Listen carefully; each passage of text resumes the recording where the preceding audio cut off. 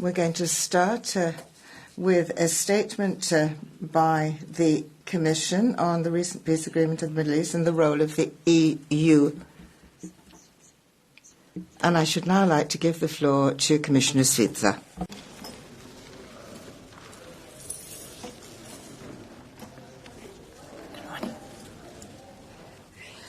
Good morning, everybody, dear colleagues, excellencies, ladies and gentlemen. First of all, thank you for providing the opportunity to follow up on the debate which we had on the 7th October and to address the major developments which took place in the meantime. As you know, the situation is evolving rapidly, yet it remains deeply fragile, in particular with regards to the ongoing dynamics in Gaza and its broader implications for the Middle East. In that context, what can be the role of the EU? I'm aware that some of you, dear members, are travelling to Israel and Palestine next week, and I very much welcome your engagement. The Gaza conflict remains at the heart of regional politics. By the recent ceasefire and the hostage release deal between Israel and Hamas, the humanitarian situation in Gaza remains catastrophic. The first phase of the agreement has shown promising signs with the release of hostages and political prisoners. This is a major achievement and an immense relief for their families. However, we must see the tangible progress on three critical fronts. First, full release also of all deceased hostages, the withdrawal of the Israeli army along the agreed lines, and the substantial and unimpeded flow of humanitarian aid to Gaza. The European Union is uniquely positioned to play a pivotal role in this delicate situation. We stand ready to contribute to the comprehensive 20-point plan aimed at stabilizing the region, whilst also continuing to engage both with the Palestinian Authority and the Israeli government. First, the European Union can play a crucial role in supporting Gaza through immediate and large-scale humanitarian aid working through key partners. This involves increasing aid deliveries via the humanitarian air bridge and exploring all access routes, including the Cyprus corridor. Additionally, we can scale up medical evacuations of Palestinian patients to Europe through the EU civil protection mechanism. We can also consider deploying European civil protection resources to support critical operations such as search and rescue, rubble removal and decontamination. In the humanitarian context, the European Union will remain a steadfast supporter of the United Nations and its agencies. In fact, the United Nations presence is indispensable to achieving immediate humanitarian relief. But we also need the European Union, the United Nations to transition from emergency assistance to comprehensive recovery and overall stabilization in view of supporting and empowering Palestinian institutions. Secondly, the European Union has the tools to support security arrangements. The mission EUBAM Rafah is ready to redeploy and ensure a third-party presence at the Rafah crossing point. EUPOL COPS could consider extending police training activities further to Gaza. We are also assessing the ways to finance and provide expertise for disarmament, demobilization and reintegration. However, this needs to be rooted in a clear political process. Thirdly, we have a keen interest to contribute to governance arrangements. We explore membership in the Board of Peace Oversight Body, while we can also provide technical support to the Technocratic Palestinian Committee. Governance also comprises the reform of the Palestinian Authority that we would like to jointly monitor via the newly established Palestine Donor Group, to which I'll come back later. On governance issues, the European Union has also been consistently clear on the need for a role of the Palestinian Authority in the future of Gaza. Fourth, on reconstruction. President von der Leyen announced in her State of the Union speech here a dedicated support package for Gaza's recovery and reconstruction. The Commission is currently evaluating options given the rapidly evolving situation on the ground. Dear colleagues, let me assure you that the European Union remains steadfast in its support for the two-state solution. Providing a clear political horizon for the Palestinians is not just a matter of immediate necessity, but is crucial for the successful implementation of a peace plan. In this respect, the European Union will take forward the work of the Global Alliance based on its renewed mandate at UNGA in follow-up to the New York Declaration. On our side, we will mobilise all relevant Commission tools at our disposal. And we will start with the first meeting of the Palestine donor group soon, around the date of 20th November, jointly with the Palestinian Authority. We hope in the margins of the next Foreign Affairs Council in November. This Palestine donor group will serve a twofold objective. First, to establish a platform for the Palestine Authority to present the implementation of its reforms agenda and attract more donors and regional partners. And second, to coordinate efforts for Gaza's recovery and reconstruction once conditions allow. In conclusion, the Middle East stands at a critical juncture, as all of us know. While the recent developments in Gaza offer glimmers of hope, sustained and concerted efforts are required to ensure lasting peace. Thank you so much for listening, and I'm looking forward to your exchange. Thank you so much. Herzlichen Dank, Frau Kommissarin. Für die EVP-Fraktion spricht nun der Kollege McAllister.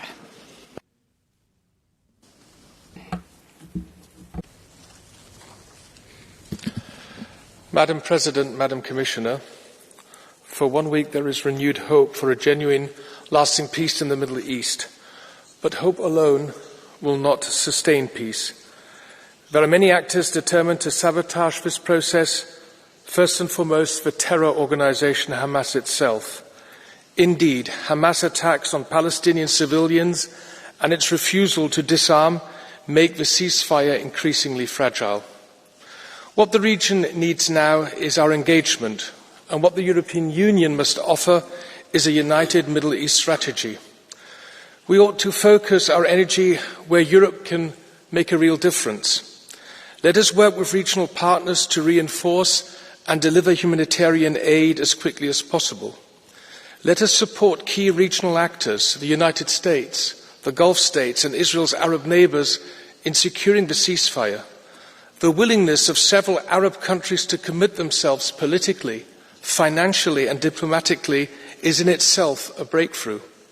Let us counter those who thrive on instability, for example Iran, and ensure that opponents to peace cannot derail it. Let us keep the prospect of a negotiated two-state solution alive, however distant it may seem today. And above all, let us resist the temptation to divide ourselves further. We must focus on the common denominator that unites us, our unwavering commitment to peace. Thank you. Vielen Dank. Thank you very much. Maniatis for the S&D Group. Colleagues, the ceasefire agreement and the release of hostages after 2 years was a key condition, but peace still has to be built. Over the last 2 weeks, we have seen how fragile this ceasefire is. But we shouldn't give up on this chance. Last week in Egypt, European leaders may have been present, but they played a side part to Trump rather than playing an active role. The Middle East is part of our region, our neighbourhood, but it doesn't seem to be part of our priorities.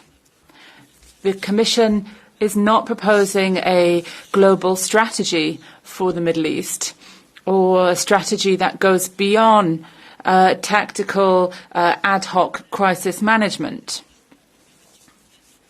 We need to ensure diplomacy and security that will support peace. We don't want to see punishment. We should put an end to any voice that is trying to invest in hate or trying to deny or reject the existence of others, whether that be Hamas or those in Israel who reject any possibility of coexistence. We want to support those who want to see peace, democracy and mutual respect. The future must be built on peace, security, mutual recognition and hope. Israel has to be safe, stable, democratic, and there must be a Palestinian state, two peoples living one next to the other, alongside each other. Europe has a history of war and of division, but also reconciliation, and so we have diplomatic responsibility to ensure that we actively contribute to strengthen all peace efforts. We should support the UN resolutions and moderate approaches and encourage regional cooperation. Bardella. Thank you very much, Mr. Bardella, for PFE. Merci, Madame la Présidente. Thank you very much, Madam President. Amongst the roots in Jerusalem, we find the origins of the three major religions. There has been conflict there for centuries. Peace is something precious. The recent agreement under the aegis of President Trump is not a miracle, but an act of political courage become reality. It is a hesitant step forward, but a step forward nevertheless towards this peace that so many hope for. The release of those hostages who have lived in hell since 2023 is profound relief for the families in this conflict. But let's be clear, peace has to be built minute by minute and second by second. This fragile process, as well as the total disarmament of Hamas, means there has to be constant international support beyond just posturing. I want to welcome the courage of the American president. He accomplished what a lot of people thought was impossible in this very complicated Middle East. He reopened what is possible. France is a secular nation. We cannot be pushed to the sidelines of history or lost amongst the EU. An EU that some want to create into a superstate to speak on behalf of the nations. France needs to have an autonomous, free voice through his diplomatic work. France has made Macron has made France invisible. Wanting to be everything and in the end being nothing. General de Gaulle said there is only the politics of reality, and so that is what we need to do, to act in a calmer, measured way and to give the French presidents its place once again and to ensure that balance. Thank you. The next speaker is Procaccini from the ECR group. Thank you, President. At the last plenary session, we welcomed joyously the end of the war in Gaza, the release of the hostages, and at long last humanitarian aid being allowed into the Gaza Strip. But we weren't all as relieved, perhaps, as we said, as many colleagues said, because we had people who were being arrested on the boats going in. I think that we have to look at the Palestinian cause and look at the way in which the Palestinians themselves are considering this, because it's a very precarious situation now, and the focus of this is Hamas, who is holding the people of Gaza hostage. Now, on what side do you want to be? The left in Europe is celebrating Hamas for shooting Palestinians who have collaborated with Israel. One by one was written on the social media site. They were taken as prisoners and shot. Well, compliments to them. Pacifists, huh? How are we going to move forward under the Trump peace deal without the European and Arab states? Because stability and security are going to extend and cover the whole of the Middle East under this. So what we are thinking of now is a freezing of the line of conflict between Russia and Ukraine. Is this good news? Yes. Now, it may not be the same for all colleagues here, because we do have people here who are not really pacifists, but who adore war. Now we have colleague Vartwoods. Thank you, mevrouw de voorzitter.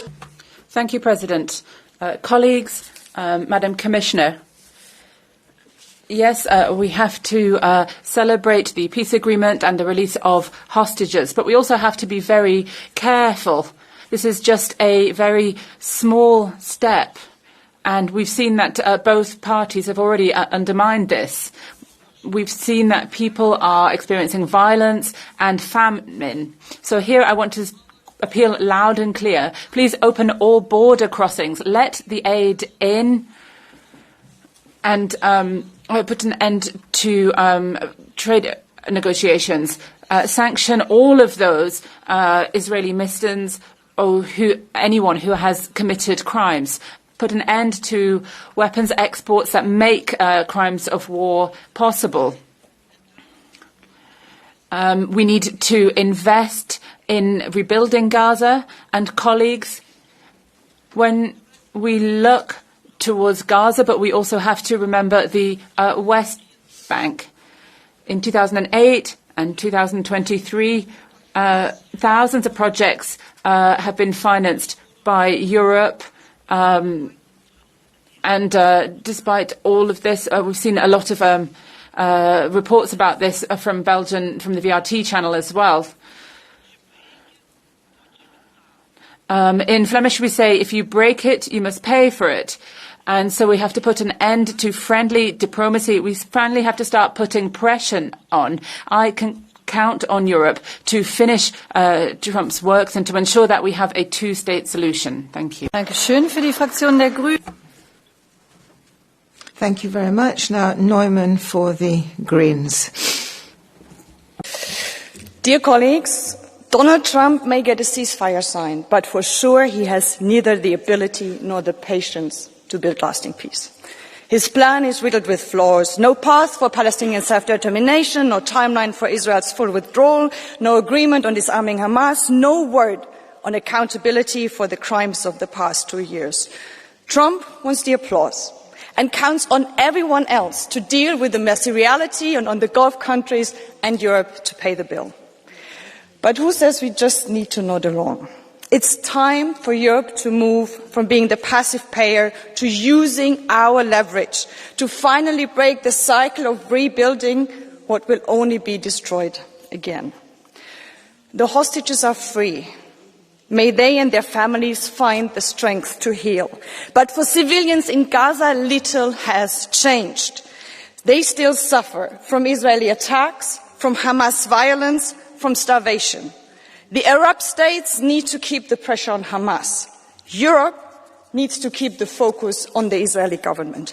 Netanyahu still turns aid on and off at will. As long as food and medicine do not reach everyone, consequences from the suspension of the association agreements to sanctions need to be back on the table.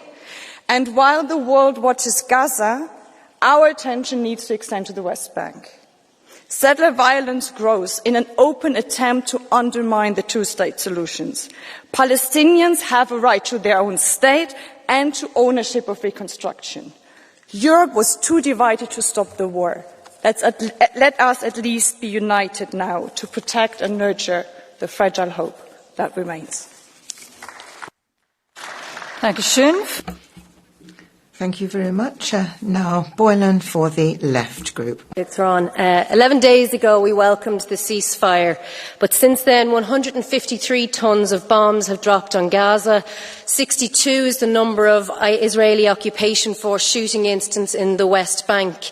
67,000 is the very conservative estimate for Palestinians killed. Unknown is the number under the rubble.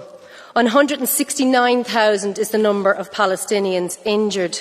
4,000 is the number of children who have lost limbs. 154 is the number of children who have died from starvation. 355 is the number of bullets fired at Hind Rajab by the Israeli occupation forces. 1,722 is the number of health and aid workers murdered. 34 is the number of hospitals attacked. Almost 300 is the number of journalists and media workers murdered. 2 is the number of ICC arrest warrants for members of the Israeli government. 0 is the number of actions taken by the European Union. This ceasefire cannot be an excuse for the EU to sit on its hands. Now is the time for the EU to restore its credibility and to end its complicity in this genocide. There can be no peace without justice. There must be accountability for the lives behind these numbers. Their lives have to mean something. So please, EU, there must be accountability. Dankeschön für die ESN-Fraktion. Thank you very much. Stoyanov for the ESN Group now. Thank you, Madam President. This peace agreement concluded between Israel and Hamas and the freedom of the hostages has been achieved. However, we shouldn't sit on our laurels because effort is needed to continue this peace. So we need to base ourselves in the EU on a realistic approach. The reconstruction of Gaza and the West Bank should be completely transparent and our funds should be monitored. We want to know that the Palestinians are dependent on aid for their lives. The European Commission could be useful, provided it acts as an impartial mediator to help the Israelis and the Palestinians to create mutual trust. It can provide humanitarian aid and expertise without focusing on central aspects of the EU's foreign policy. There are a lot of people in the West Bank who are being threatened by settlers, and what we have to do is to work on this in such a way as we don't give up a discourse which now is characterized by hate and discrimination. Thank you. Thank you very much. Und es folgt die Kollegin Bentele. We have finished going around the table and now we come on to Bentele. Dear colleagues, what if Hamas refuses to lay down its arms? That's what I asked in the last plenary, referring to the frequently mentioned notion of High Representative Kallas that there is no military solution. And this is exactly the situation we face today. Hamas has released the living hostages and Israel has withdrawn to the agreed yellow line, enacted a ceasefire and released hundreds of prisoners. The next step should be the disarmament and withdrawal of Hamas from Gaza. Any guess who's not fulfilling its part? The moment Israel withdrew, Hamas fighters returned, executing civilians, rearming, attacking IDF positions. All the pressure must now be on Hamas and its main sponsors, Turkey and Qatar, to uphold the deal. My recommendation, travel the region instead of giving Hamas the illusion that Europe will help rebuild their terror state. There can be no European money for reconstruction as long as Hamas remains in power. Full stop. There can be no vacuum either. The next diplomatic tasks are clear. Establish the peace board and an international oversight for Gaza. We need guarantors, verifiers of the ceasefire and credible, non-terror affiliated Palestinians to help form new governance structures. According to the UN declaration you signed, elections in the PA-controlled territories are due within a year. Time to accelerate the process. Please convey to the High Representative she is the EU's top diplomat. There are dozens of urgent diplomatic tasks ahead, and in all of them, Israel must play a key role. So please, come up with new messages beyond sanctions, or the EU will still be marginalized. Dankeschön. Als nächstes spricht der Kollege. Thank you very much. Sanchez Amor is next. Gracias, Presidenta. I'm speaking in Spanish. Hay un riesgo. Thank you, President. There's a new risk with the Gaza conflict and the drop in public attention from the international audience. And this is a risk that we have to focus on. We shouldn't give up to the idea that, okay, the peace process is underway and it will yield results. Yes, this is not really a peace process yet. It's merely a ceasefire. And there have still been dozens of deaths. Of course, we also need to ensure that Israel allows humanitarian aid. They've let in 800 trucks, but we should have had 600 per day. And they can't get to the devastated north of the Gaza Strip. They don't just need food, but they also need essential services such as water and at least basic healthcare provision. There also needs to be account paid for crimes committed. And then what will happen? What message are we sending to Putin when, if there's to be a ceasefire in Ukraine, what will happen to Putin? This will once again undermine our credibility in the global south. So we may have a dilemma about the level of responsibility that we have in the Gaza Strip, but we shouldn't forget what Russia and Putin are doing as well. We need to ensure that we re-establish the full mandate and funding for UNRWA. No international agency should be excluded. In Gaza, there are a lot of new actors coming into play. But it's only the UNRWA who has 20,000 Palestinians on the ground who are expert in providing all types of public services and who can represent hope for the future of Palestine without Hamas. Thank you. Thank you very much. Gal is next on my list.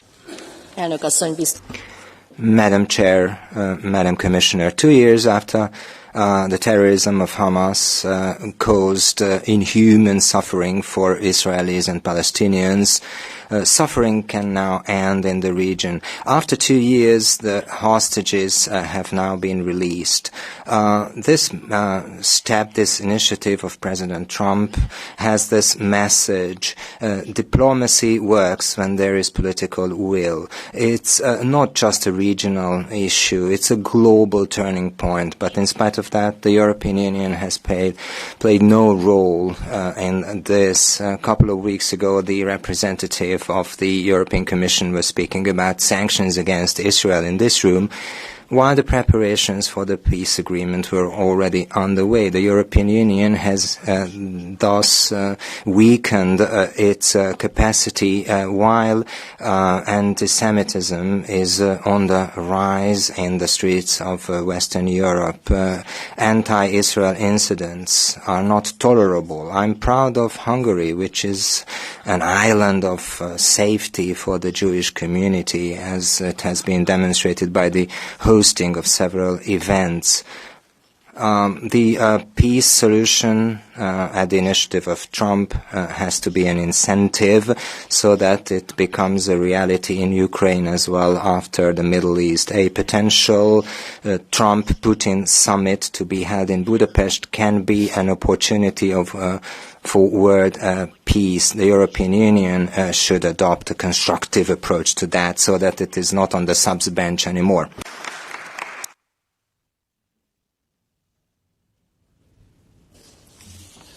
Mr. Huysen next.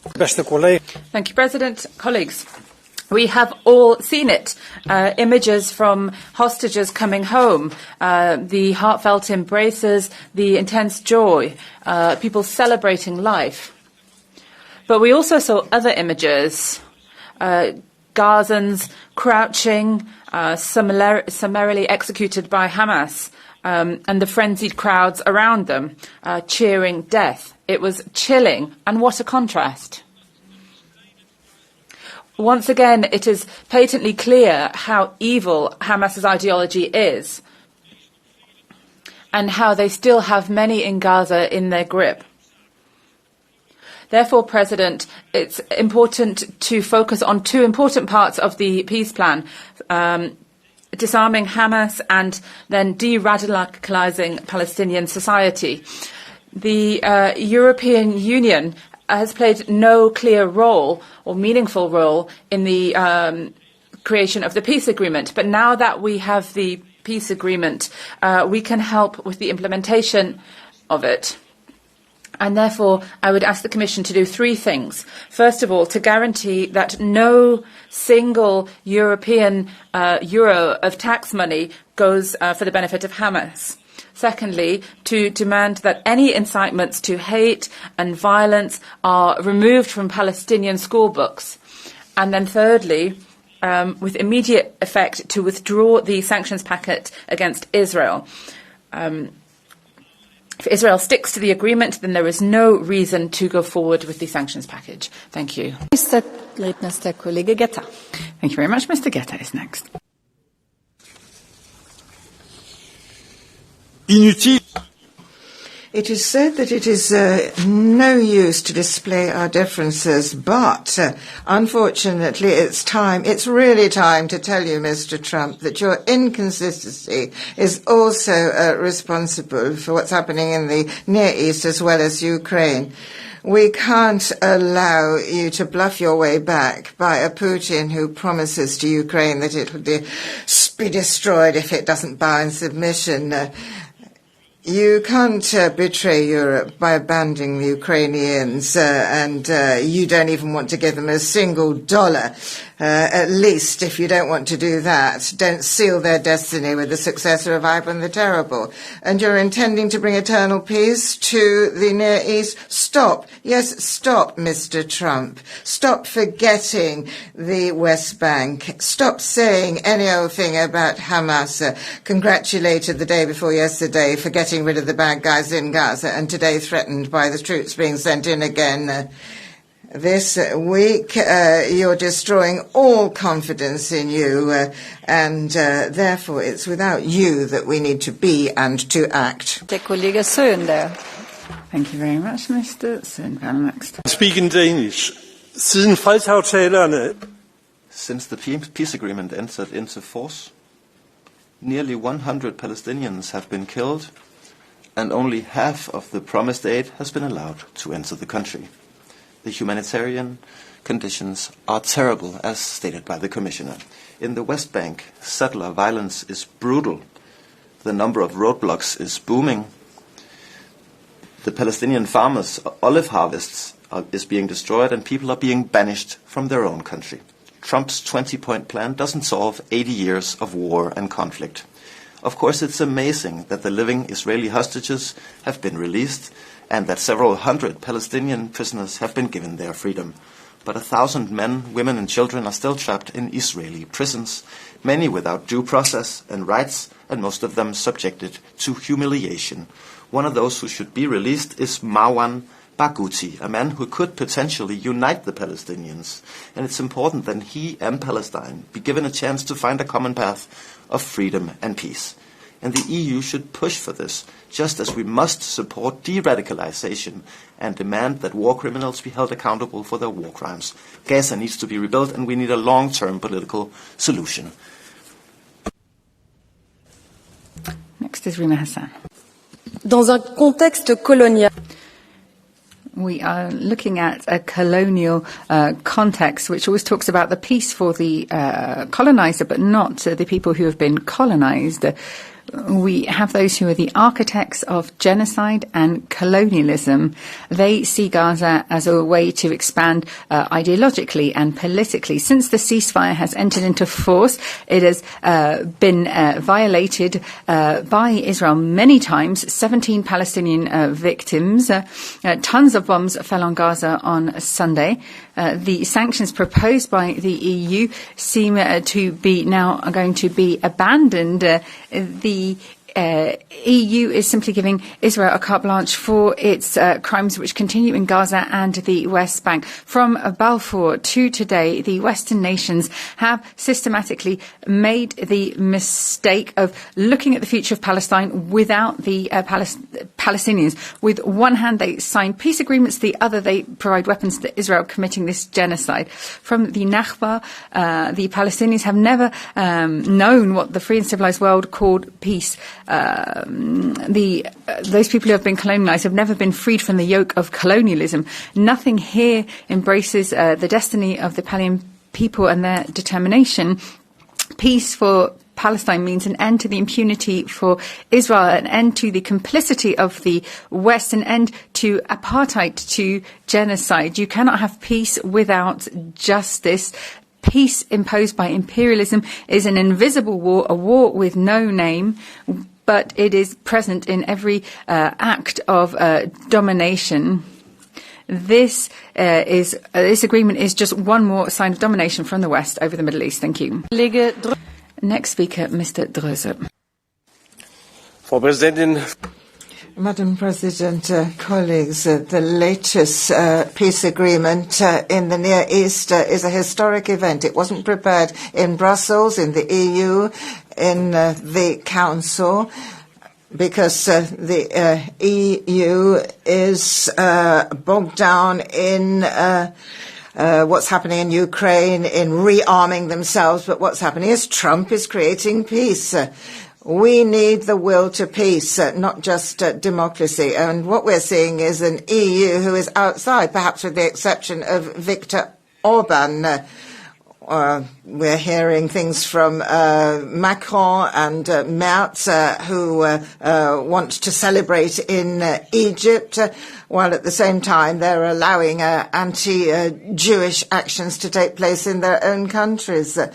What we have is an EU headed by von der Leyen, which is just a spectator in what's happening. What we need to do is fight for freedom and fight for coexistence. Thank you.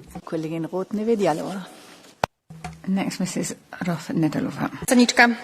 Thank you, Madam President. Colleagues, finally we have peace in this area. Even the Union wasn't able to arrive at an agreement or bring peace. We should try to be guarantors of the peace on the territory of Palestine. I'm happy that Slovak Republic accepted Palestine already in 1993 as a state, and we were able to send humanitarian aid there.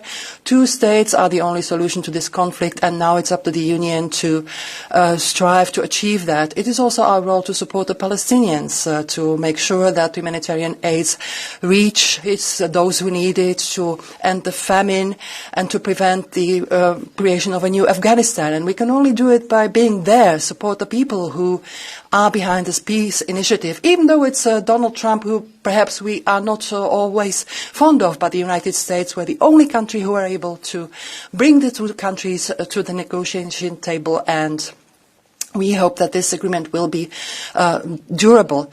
It is a chance for everybody, and a chance to not forget that the civilians and journalists and everybody who died, they deserve justice. Thank you. Dankeschön. Es spricht nun der Kollege Gahler. Next is Mr. Gahler. Madam President, dear colleagues, thank you very much, Madam Commissioner, for an overview of what we could and will do as the EU. We have this 20-point peace plan. We have had the freeing of the hostages, and that was a great joy for their families and for Israel. And Palestinian prisoners released already. And withdrawal of Israeli troops to an agreed line. But we need to be clear that we need more details. How will Hamas give up their weapons? We need to have an international stabilization force. How will that be implemented? Will we have proper access for all of the humanitarian organizations, the UN, the Red Cross? So I think our executive needs to discuss this, remain in contact with the US. It is important we get responses to these questions. Thank you. Dankeschön. Als nächster spricht die Kollegin. Thank you very much. Mrs. Inser is next. So much for peace deal, so much for ceasefire. The so-called peace deal, ceasefire plan, or name it whatever you want, is declared, but a few moments pass it and the story rewinds once again. In the last 2 days alone, Israeli airstrikes have resumed, and once more innocent Palestinians are paying the price, victims of crimes. The Israeli far-right government has proven it to not be partner for anything right now, not for peace, not for ceasefire, nor for justice or anything else. How much more must Israel do before European Union finally acts for real? There are no words left. Time and again, Israel commits war crimes, and not even humanitarian aid is still let into Gaza. Do not let us fool ourselves. That's the reality right now. While we continue to debate whether to suspend a mere fraction of our association agreement, suspend the entire EU-Israeli association agreement, impose a full arms embargo, sanction the entire Israeli government, recognize Palestine, and the claim that Israel's war is against Hamas is a lie. The claim still is a lie. In reality, both Israel and Hamas are terrorizing innocent Palestinians. Israel claims that innocent Palestinians are collaborating with Hamas. Hamas claims innocent Palestinians are collaborating with Israel. In reality, Israel and Hamas are each other's best friends. Leave innocent Palestinians alone. And let's talk about the West Bank. Hamas does not rule there, so why are Palestinians in the West Bank being punished? Simply for existing.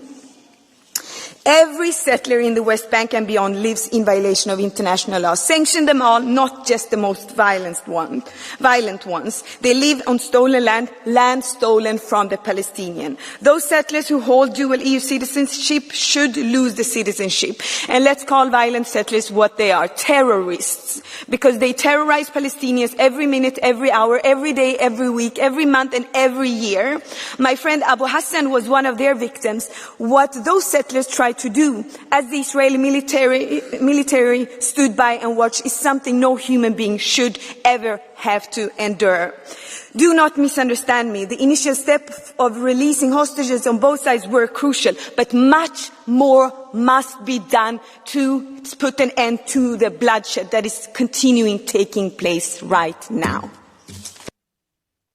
Danke. Nächster Redner ist der Kollege Tertsch. Next is Mr. Tash.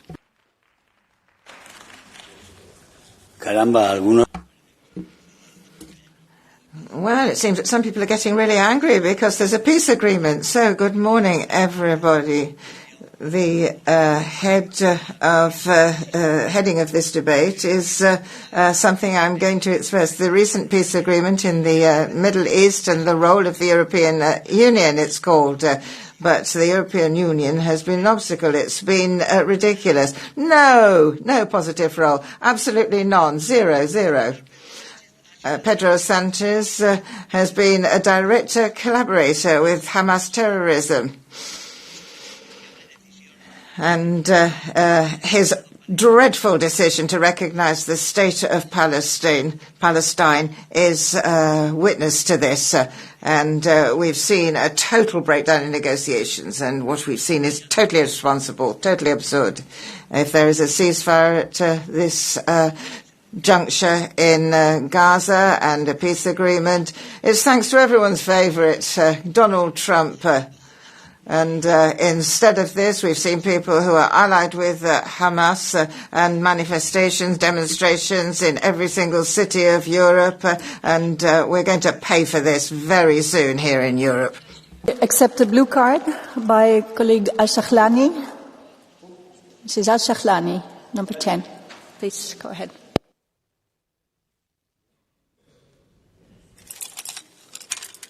Thank you. Good morning. Dear colleague, do you claim that our demonstrators, our citizens who are outside demonstrating for peace, for human rights, for Palestinians, are on the wrong side of history?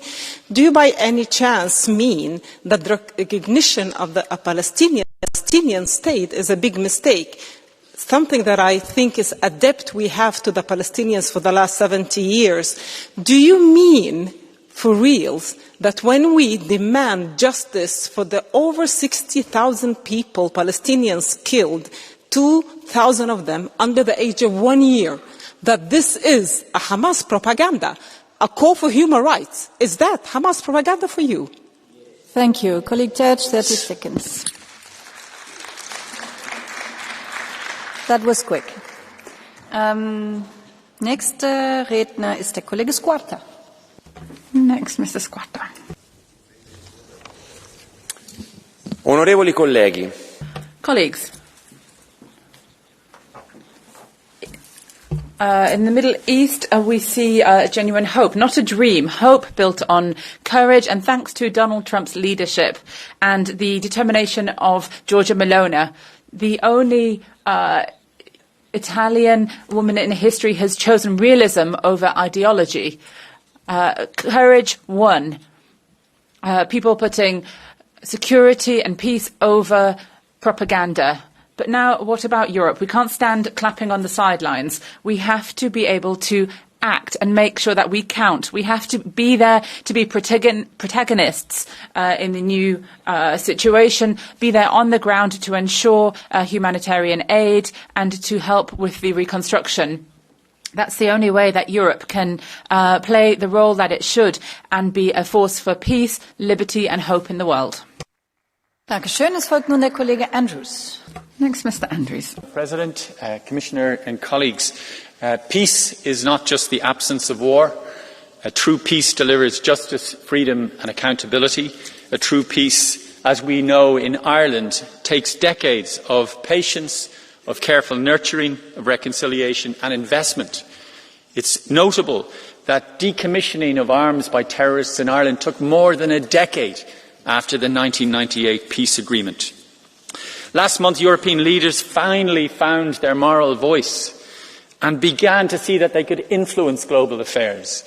No one was more surprised than me to hear President von der Leyen talk about sanctions or Chancellor Merz bringing an end to arms supplies in certain circumstances, and President Macron and others recognising the Palestinian state. So now the European Union must do three things. First, it must lead the humanitarian response, ensuring urgent access for all life-saving supplies to Gaza. Secondly, it must invest heavily in the political economy of reconciliation, including a major donor conference for reconstruction.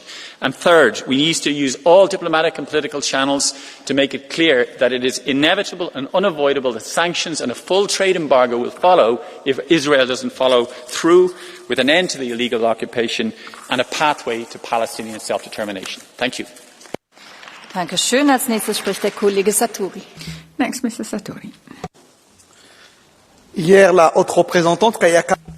Yesterday, the High Representative Kaja Kallas led us to understand that sanctions against Israel could be abandoned now that aid is coming into Gaza. Now, I think this is a mistake. We are not dealing with a ceasefire. Since the 10th of October, 97 dead, hundreds of tons of bombs dropped in just one day, as admitted by Netanyahu, and only 300 trucks instead of the 600 that were envisaged. How is this a ceasefire? How does this erase 2 years of genocide? You cannot erase European complicity. You, together with Netanyahu, are erasing Gaza from the map. How can we forget how famine has been weaponized? The journalists killed. Even if the weapons fall silent, we should have pushed forward sanctions and suspended the association agreement and support the Palestinian Authority. It's the only way we can get a fair solution with two states. Next is Mr. Botenga. Merci, Madame la Commissaire, chers. Thank you, Commissioner. Colleagues, Israel has killed over 70,000 Palestinians in Gaza. And with the wounded, that comes up to 200,000 people affected, about 10% of the Gazan population. Israel now occupies about half of the Gaza Strip. It's not that big to start with. It's about the distance from Brussels to Antwerp. And what do we hear now? It's time to ensure that the Palestinians de-arm. Because of Hamas, we need to de-radicalize Palestinians to be safe, to ensure security for Israel. Who needs more safety, the occupier or the occupied? That's the question, and you've picked the wrong answer. Congratulations, Madam Commissioner. 2 years of genocide, no measures taken.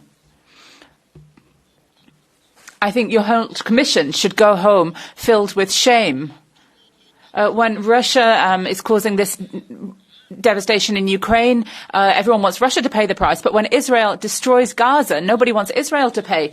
No, Israelis are immune to this for one reason or another. But the reality is that for 2 years now, the European Union, European countries have been financing and arming a genocide. You should be ashamed for the rest of your lives.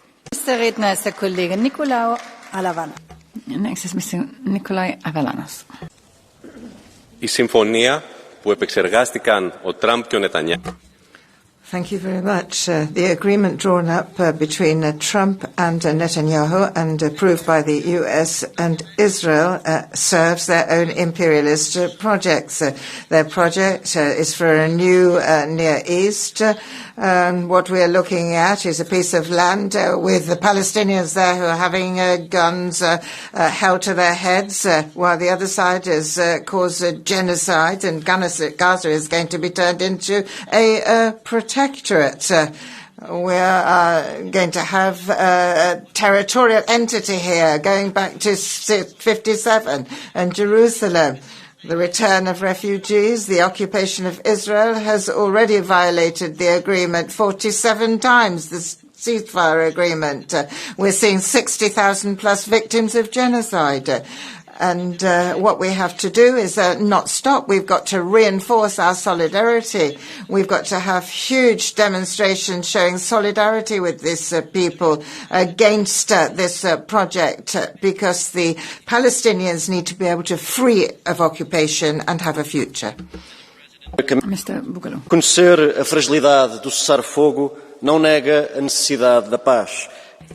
When it comes to this ceasefire, it does not mean that we have achieved peace. It doesn't negate the rights of Israel or Palestine to do more than survive. This is progress, but those rights never should have stopped existing. We have the role of the United Nations here, and we have the New York Declaration, which was approved in September, and the conference that was held then. Europe values life, and this value stopped existing in Gaza. We had the hostages who were imprisoned. We have the prisoners who were denied medication. It's very important that we have the right of existence for Israel, but without being complicit in genocide. We need to deal with what happened there without becoming terrorist sympathizers. Thank you. Next, Mr. Picerno. Grazie, Presidente. Thank you, President.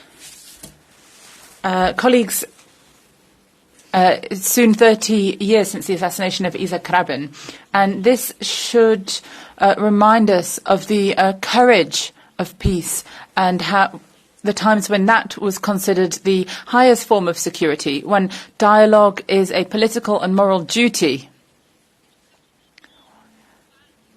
And now we've seen these so worrying fractures within the Mediterranean. Europe has to find this spirit.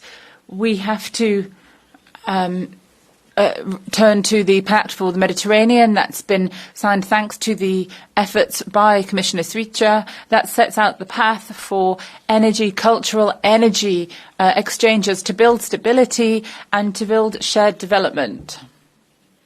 And so in this framework, even the recent peace agreement can become a useful instrument if it's seen as a multilateral tool that is in line with international law. The Parliament passed a resolution in September, and that gives us a clear mandate to work for a just and inclusive peace based on respect and dignity for all peoples. And this is the commitment that we have to honour in the name of Rabin and his desire for peace. Nächster Redner ist der Kollege Tangier Correa. Next, Mr. Tangier Correa. Senhora Presidente,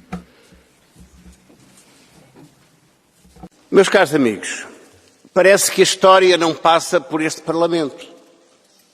Parece que a história... Colleagues, seems as though history only started on the 7th of October in the Near East. Something has bypassed us here. And we have to look, I think, to before the time when Israel attacked. What we're seeing is not a solution. This is something that we can't solve immediately. It has to be sorted out at the right time. And what we're seeing now is discussions going on with the United States and a very precarious ceasefire. This cannot be solved without peace and stability. It's very important to be aware of this. We need to realise in this Parliament and the Commission that the conflict has not come to an end, because the Palestinians only have one aim, and that is to destroy the State of Israel. I don't see Mr. Bay, so I will give the floor to Ms. Al-Shalani.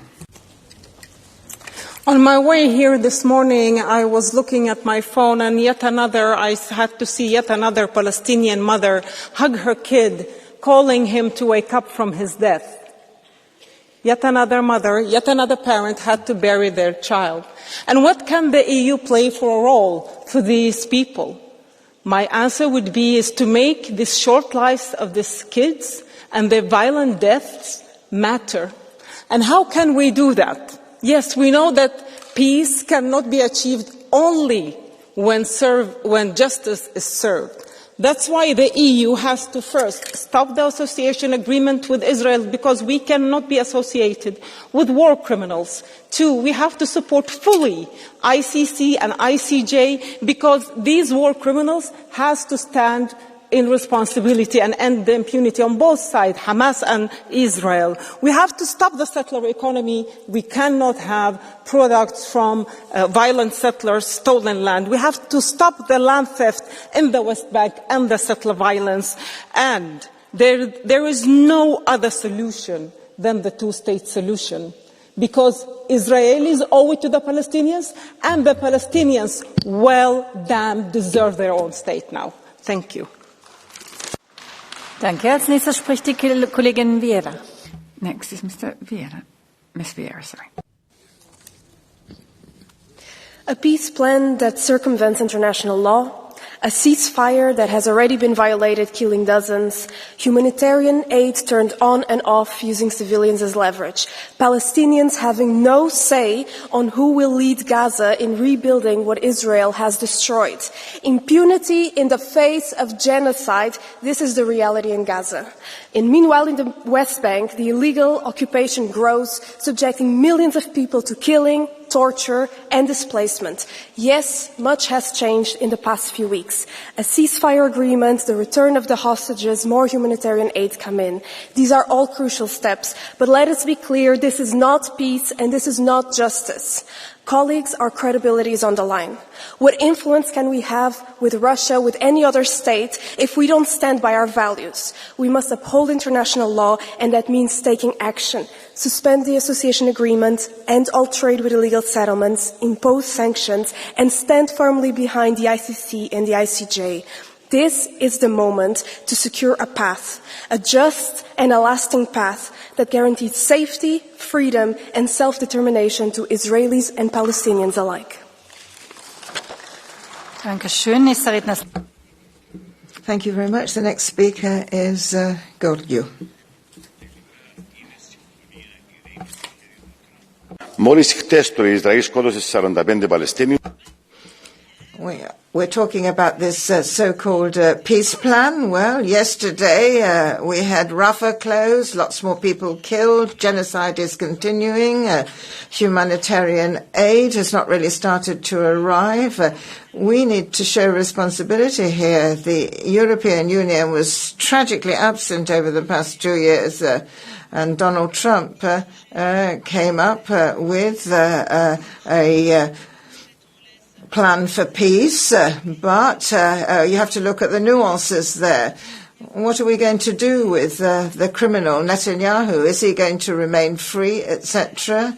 And after this so-called agreement, a few crumbs of aid have gone to the Palestinians. We need to show courage. We need to be brave. And we need to speak with one voice and talk about the establishment of a Palestinian state. The next speaker is Sorel. Dear colleagues, we need a pragmatic approach based on mutual security and based on the civilian population. That is what is needed. We need to move beyond the destructive cycle of reprisals. We need to have an international peacekeeping force under the mandate of the United Nations.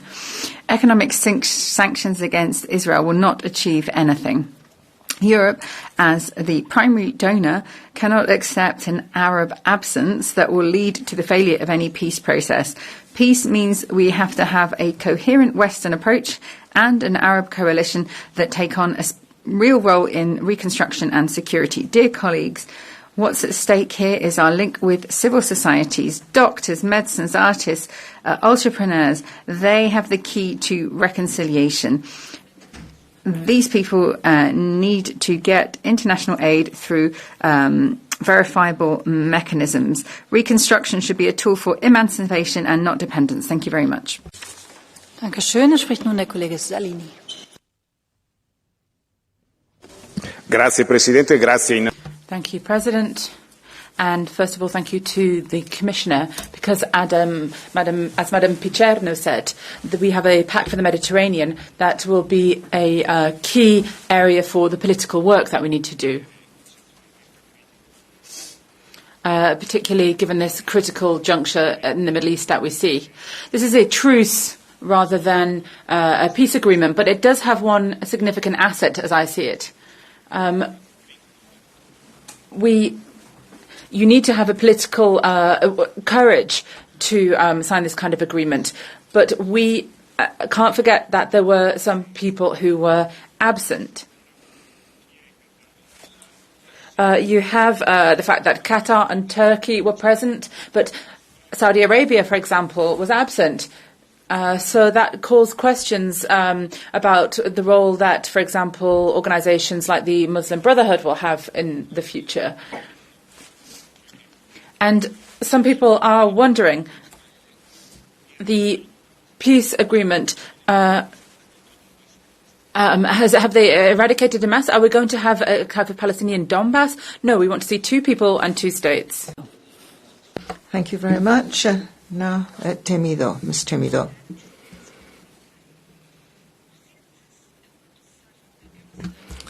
Thank you very much, Commissioner. I think that the peace agreement has led to certain hope, but this is not really a peace agreement. It's a ceasefire. So I don't think it's time to celebrate. It's a time for European democracy to do its utmost to move things on. And this Parliament also needs to ensure that the September agreements are respected and that humanitarian aid can enter Gaza, that international aid can reach its target, and that the people there can work further. We also need to look at the West Bank. We need to stand firm against the further expansion of illegal settlements. We don't want Palestine to end up being a protectorate.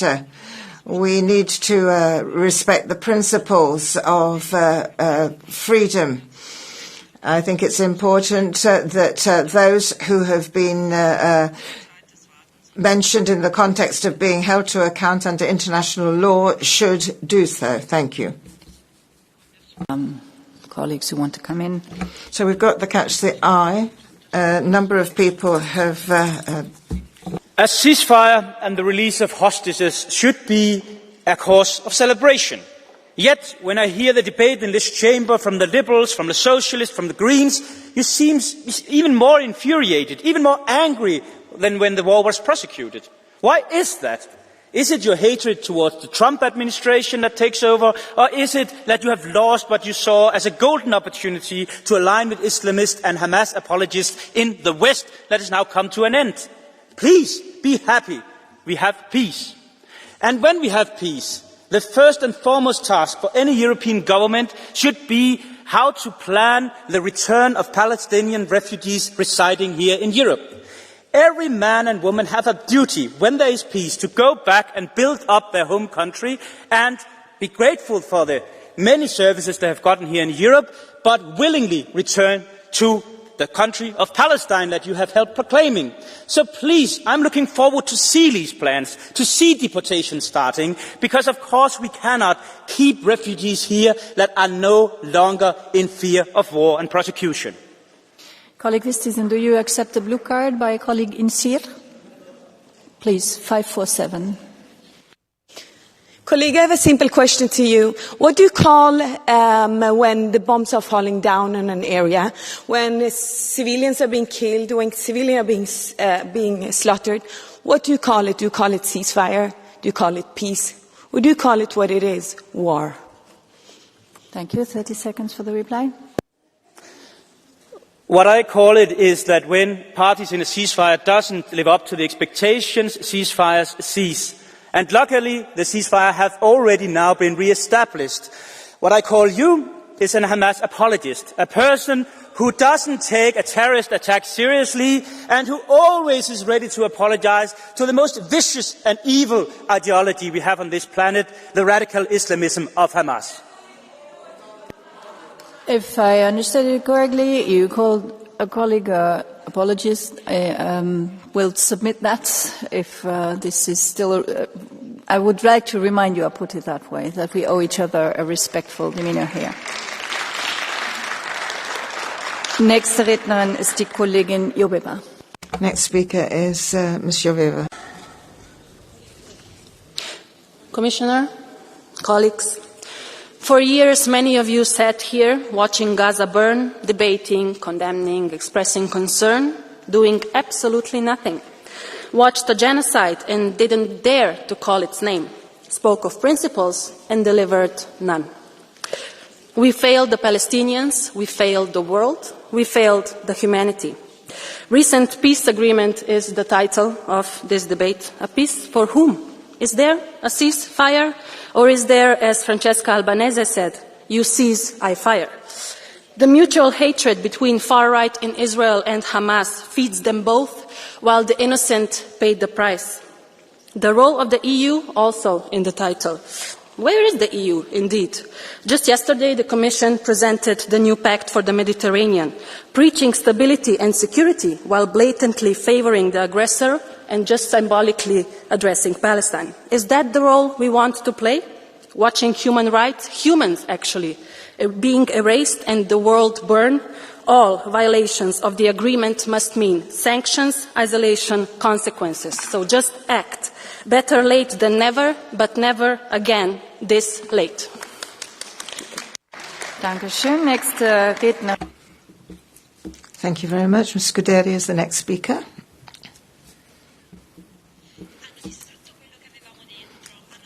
They destroyed what we've got inside it. They've destroyed all my house. They've destroyed everything. Gaza, 14 years old, said that.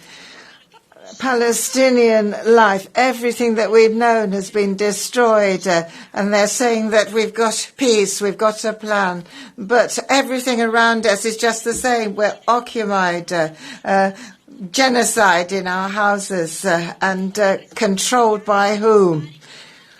The bombs continue to cause deaths. During the so-called truce, at least 8 Palestinian children have been killed by Israel. Palestine is occupied, and we need to see justice for the criminals who have perpetuated this. What Palestine needs is self-determination for its people. What we're seeing is Netanyahu and the politicians exercising their power, and what peace means is just a continuation of oppression. We have been overwhelmingly absent, but what we need to look at now is international justice. We need to act on the sanctions which have been announced. We need to suspend our association agreement until you get real peace, because unless we share our responsibility and accept that you need 2 peoples and 2 states, we shall not be able to continue.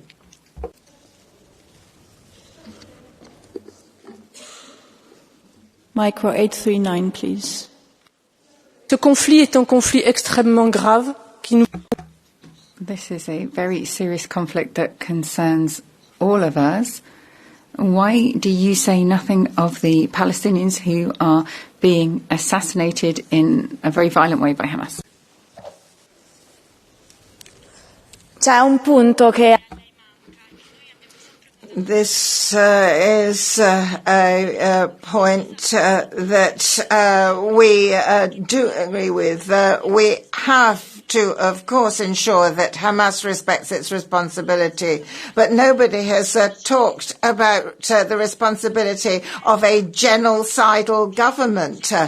And nobody has tried to ensure that they share their burden of responsibility, because you can't have a peace if you have a government do what it has done and doesn't shoulder its responsibility. Sorry. Danke. Spricht nun der Kollege Flanagan. Now, Mr. Flanagan. So, what is the role of the EU in bringing about peace in the Middle East? Firstly, we must recognise the EU role in facilitating a genocide. We must accept that Ursula von der Leyen's unconditional support for Israel emboldened them in committing the most horrific war crimes. We must accept the EU's refusal to suspend our trade agreement with Israel has helped them bankroll a genocide.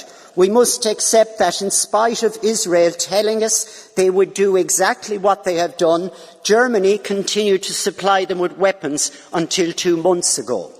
So now the EU must, to make up for this, recognise the Palestinian state, end all trade with Israel until they remove their war machine from Gaza. The EU must also demand that Israel pay for the reconstruction of Gaza, because the reality is there will be no peace without justice, and there will be no justice until Gaza is reconstructed and Israel pays for it. Thank you very much. Danke. Nächste Rednerin ist die Kollegin Zovko. Our next speaker is Ms. Zovko. Madam President, Madam Commissioner, the announcement of an agreement on the Gaza peace plan proposed by President Trump came as a relief. Yet, lasting peace requires clear commitment from all sides to address the real obstacles. As long as Hamas remains the sole security authority in Gaza, reconstruction and a genuine peace will remain out of reach. Its action continued to undermine the security of both Israelis and Palestinians.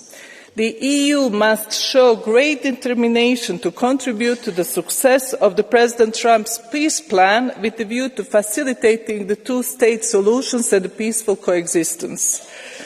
Coordination with international partners will be key to ensuring that the current opportunity is not wasted. We must seize this chance to help bring peace to a region torn apart by decades of conflict and violence. Thank you very much. Thank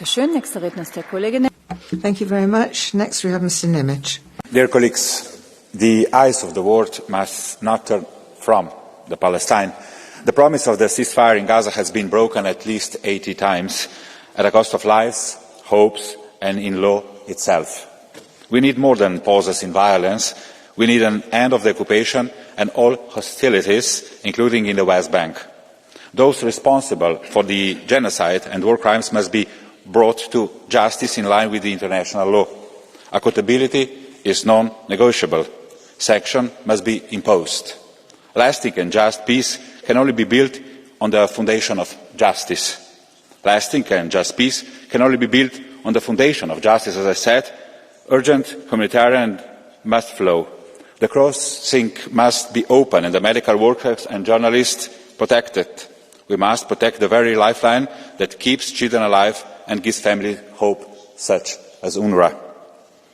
Let us choose courage over cruelty, law over impunity, and a future where every child, Israeli and Palestine, can grow up free from fear. Time to act is now. Thank you.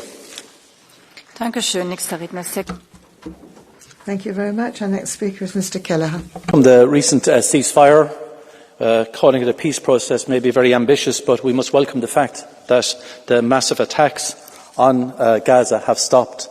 But we also have to accept that humanitarian aid has to flow immediately, unhindered, into Gaza. We also need to see international observation and international peacekeeping force deployed rapidly to ensure that there are no further breaches from a military perspective. In any peace process, accountability is critically important in the longer term. But in the immediate term, what is significantly at issue is the recognition of Palestine as a state. Because clearly, peace without hope will not last very long. I welcome this change and the slight change in tone in many European actors, particularly the Commission itself and some of the major European countries, around the need to support a two-state solution. But if we are to see the European Union play a role in the EU, it must play a positive role. It must not be afraid to say to Israel that the trade association agreement will be suspended if they do not honour its full commitments in terms of the ceasefire, promoting the peace plan, allowing humanitarian aid flow, and, as importantly, the longer-term acceptance of a two-state solution. Thank you very much. The next speaker is Ms. Levine.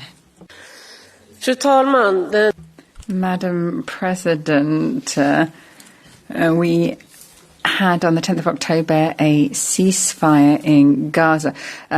These are people that experienced hell on earth for the last 2 years, but this ceasefire hasn't been as we thought. Hundreds have been injured since then. 11 people killed in the same family, a number of them children, when a bus was hit by an Israeli weapon.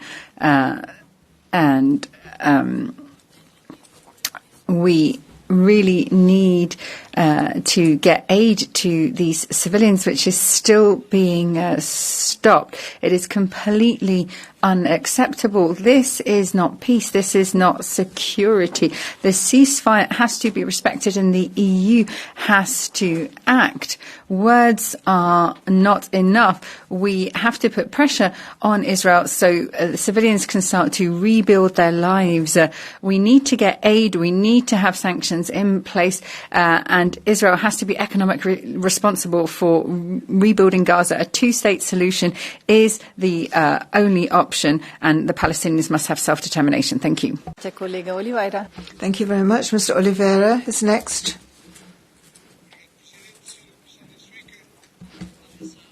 Thank you very much, President. Thank you, Commissioner Suiva. The announcement of the ceasefire comes too late. It comes after 2 years of genocide and courageous resistance of the Palestinian people, and we have seen an international movement of solidarity with Palestine.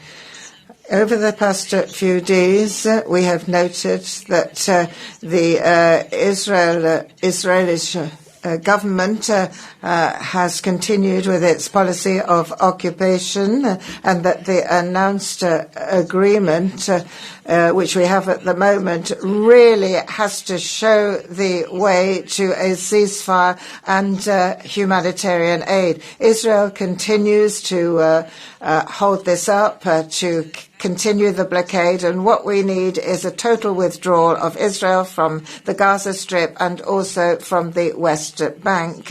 We need to show solidarity towards the creation of a Palestinian state and ensure that we in the EU work as we should towards stopping aggression against the Palestinians. Thank you very much, Mr. The agreement between Israel and Hamas is a long-awaited step towards stability. Its durability depends on the accountability of the parties, on the active engagement of the entire international community, including the EU.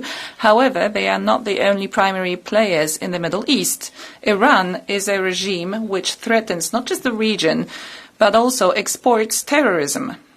The sale to Russia of lethal Shahed drones and licenses for their mass production in Russia during the aggression against Ukraine is a direct confirmation of the co-responsibility for the crimes. In the British Parliament, the Polish Minister of Foreign Affairs, Radosław Sikorski, participated in the opening of an exhibition presenting Shahed 136 drone, which was used against Ukraine. No one in Europe can doubt what the role of Tehran is in the support for Moscow. Ukraine has the right to destroy Russian, Iranian death factories using long-range cruise missiles. We need to save the lives of Ukrainian civilians. Thank you. Thank you very much. The next speaker is Mr. Riddell. Chers collègues, nous l'observons. Colleagues, we are concerned about the fragility of the ceasefire in Gaza. Over the weekend, more Palestinians were killed, humanitarian aid was blocked, and Israeli soldiers were also killed. We see that a child under the age of 11 has been killed in Gaza by Israeli fire. So we can't count on the Israeli government or Hamas or on Trump to ensure that we have a fair, sustainable peace. That's why it's key to remain firm and lucid that we have to double down on our efforts.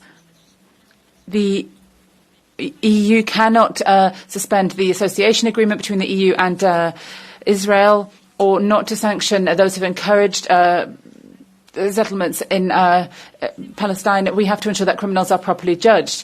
We now have to protect those from both Israeli and Palestinian civil society who represent hope for the future, because they work constantly for a viable peace and for justice. There's a very worrying project to try to deprive Israeli organisations of funding, and the Parliament should speak out against this. Now is the time to speak in favour of peace and justice. Thank you very much. The next speaker is Mr. Lopatka. There is a chance for peace in the Middle East, but not more. Thanks to President Trump, there is significant momentum with a ceasefire and hostage exchange deal, as well as commitments to humanitarian access and reconstruction in Gaza. At the same time, the situation remains extremely fragile. Violations of the truce have already occurred, and the core issues, the full disarmament of Hamas, the long-term governance of Gaza, and a credible two-state solution are still unresolved. And the EU has to remain firm, most urgently for the full disarmament of the terrorist organisation Hamas and the end of their rule over Gaza. We must also continue working towards a two-state solution, which is necessary for a viable Palestinian state alongside a secure Israel. In all areas, we must work with the Arab world. A long-lasting solution is only possible with their support. The Abraham Accords shows the way.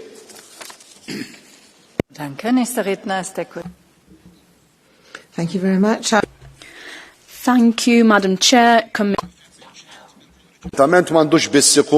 ceasefire agreement reached recently should not be in vain.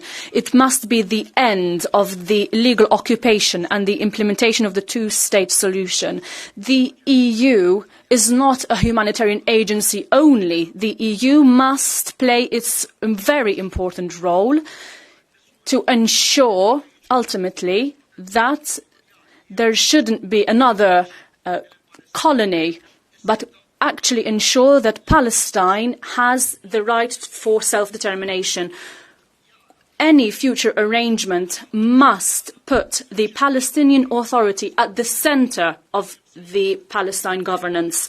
The Trump agreement, the so-called Trump agreement, must be seen in light of the two-state solution and in light of the ICJ law as well. We have to be a bastion of justice, peace and to protect human rights. And to achieve this, we must make sure that as soon as possible, more member states acknowledge Palestine as a state. This is the only way we can reach a two-state solution where two states live peacefully and in harmony next to each other. Thank you. Fru kommissionär, i helgen bröt Hamas vapen. Over the weekend, Hamas broke the ceasefire when they killed 2 Israeli soldiers. They haven't released the remaining dead hostages, and Hamas have not de-armed. Instead, they are regrouping and killing in cold blood rival factions. It is time to draw a line. We cannot have taxpayers' money going in aid to finance terror through UNRWA. Rebuilding Gaza goes hand in hand with de-radicalisation. We cannot continue to welcome these faltering steps towards peace and continue with business as usual, hoping for a different outcome. The EU's Middle Eastern policy seems to be based on condemning the region's only democracy, and it's reached its limit. Now is we need to build peace, not extremism. It is time to save lives. Hamas cannot have any influence in the Palestinian people's future. They're not going to willingly give up their weapons. So the question isn't what Hamas is going to do, but what we are willing to do about it. Thank you. Dear colleague, do I accept, I have 2 blue cards? No? Okay. Dann ist der nächste Redner der Kollege Andriukaitis. Then our next speaker is Mr. Andriukaitis. Thank you, Madam Chairman, Commissioner. Indeed, we fully understand that this is a ceasefire and the prospects for peace are fragile and complex. That is why the European Commission and the EU member states must be involved in broad diplomatic efforts and a broad humanitarian mission. We should participate in the reconstruction of Gaza, and we need to coordinate processes on both sides to prevent new conflicts. We need to make all possible efforts to make sure that the EU member states recognize the state of Palestine and do it as soon as possible. It is obvious that we need to prosecute all the criminals, all the war criminals. This is an obligation for us. We do have certain commitments with regard to the International Criminal Court, and we can't close our eyes to what has been done. Thank you. Thank you very much. The next speaker is Mr. Goma.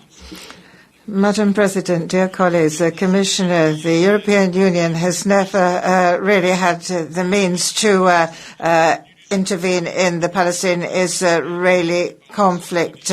What we've seen is the reality taken by the Americans.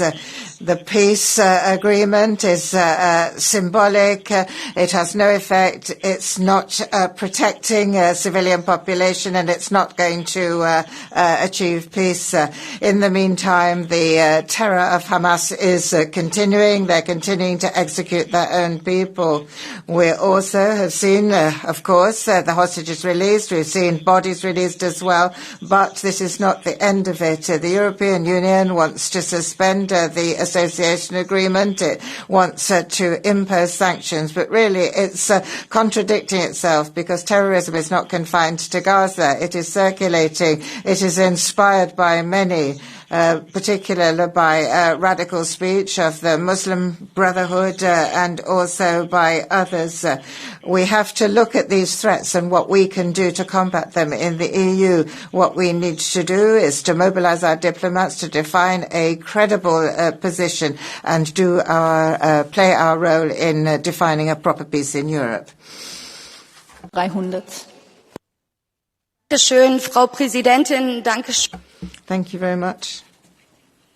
Just wait. You have it? Okay. Dankeschön, Frau Präsidentin. Thank you very much, Madam President. Thank you, colleagues, for allowing me to speak. You emphasized the fact just now that Hamas is violating the ceasefire agreement and bringing terror to Israel and Palestine. I'd like to ask you a question, whether you have noted that the Near East conflict is much longer than the time that Hamas has been around. Have you noted that? Could you please take note of the fact that the right to self-determination of the Palestinians is decisive if we are going to achieve peace and stop this unending conflict? Reply, please. Merci, cher collègue, pour votre... Thank you, colleague, for your question. It seems to me that before we recognize the state of Palestine, the Palestinians have to recognize the state of Israel. Hamas continues to kill its opponents. We've seen images of this, and this is proven. Hamas is a terrorist movement which continues to sow terror and to kill its opponents. The next speaker is Mr. Mavridis. Thank you, President. The recent peace conference for the Middle East brought hope for peace, but took place without the European Union. If the EU wants to be a global player, we cannot be absent from shaping peace and stability in a region that lies in our immediate neighbourhood and is of strategic importance, as confessed by the Commissioner. Strengthening our geopolitical role is essential for our future. With challenges ahead, we should support and invest in this agreement as a long-due chance for stability and prosperity for the Middle East. Cyprus was at the conference.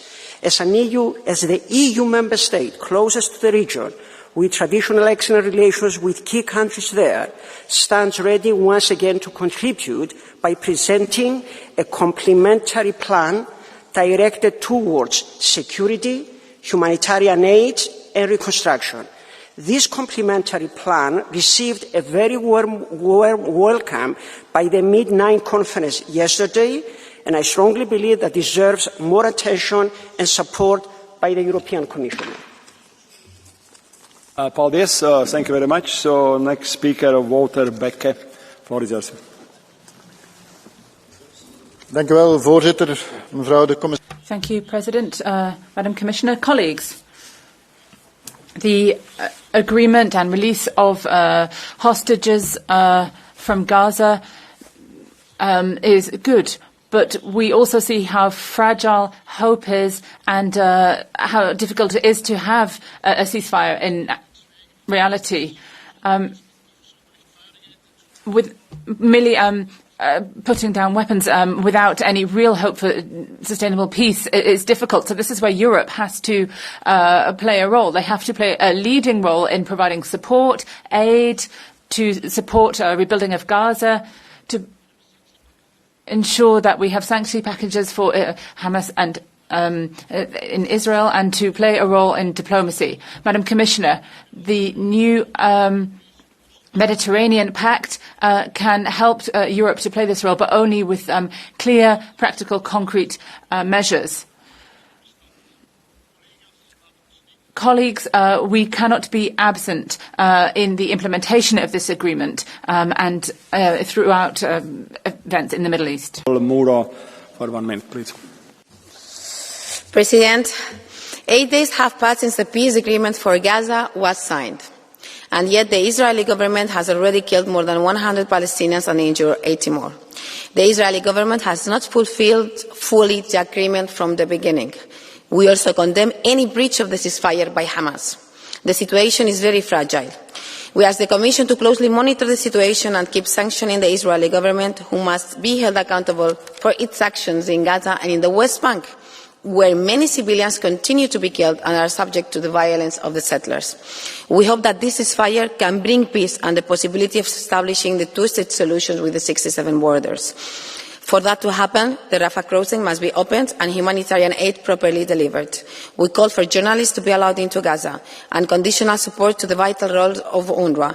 We need to focus now on the day after reconstruction, a future government elected by the Palestinians, a horizon of hope, peace and security for Palestine and Israel. Thank you. Yes, thank you very much. Next speaker, Ingeborg Terlaak, for 1 minute, please. Thank you, President. Dear colleagues, Commissioner,